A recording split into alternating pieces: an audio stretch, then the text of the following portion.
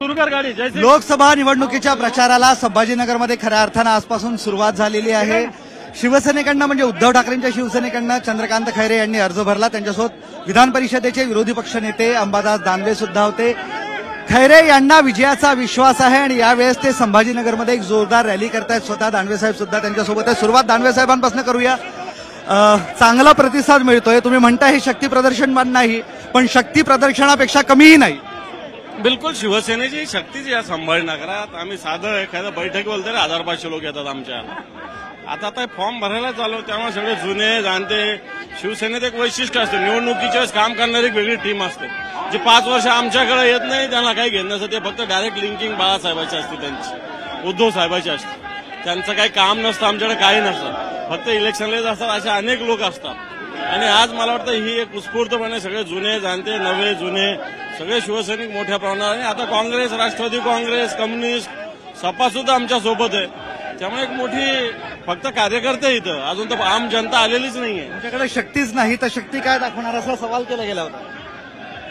वाटतं ही बघा, मागे बघा, पुढे बघा, शक्ती आहे का काय हे दिसेल। ही शिवसेना प्रमुखावरची भक्ती सुद्धा आहे। शक्ती सोबत तुमचे प्रतिस्पर्धी उमेदवार, तुमची डिपॉझिट जप्त होईल ही वेळ तुमच्यावर येईल। मला असं वाटतं त्यांनी त्यांचं डिपॉझिट वाचवावं असं माझा त्यांना सल्ला आहे। कारण होते ते आमच्या सोबत, त्यांचे फार हाल होऊ नये अशी खबरदारी त्यांनीच घ्यावी असं मला वाटतं। खैरे साहेब, विजयाचा आनंद आजच चेहऱ्यावर दिसतोय। विजयाचा आनंद आजच चेहरा नाही, आजपासून विजयाची मुहूर्तपेढ सुरुवात झालेली आहे आणि खूप छानपैकी त्या ठिकाणी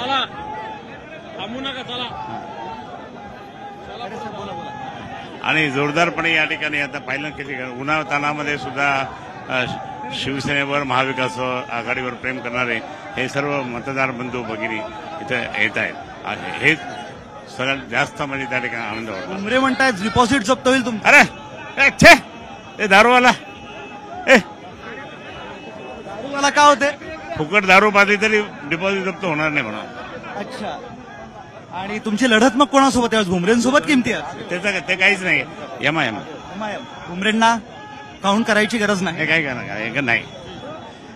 भुमरे दारू वाटतात, ते दारूवाला आहे, त्यांच्यासोबत माझी लढत नाही असं चंद्रकांत खैरे सांगतात। लढत एमआयएमशी आहे, त्यांचा पाडाव करू आणि ही निवडणूक जिंकू असा विश्वास दोन्ही नेते व्यक्त करतायत। व्हिडिओ जर्नलिस्ट मोहम्मद तौफिकसह मी विशाल करोळे, झी मीडिया, छत्रपती संभाजीनगर।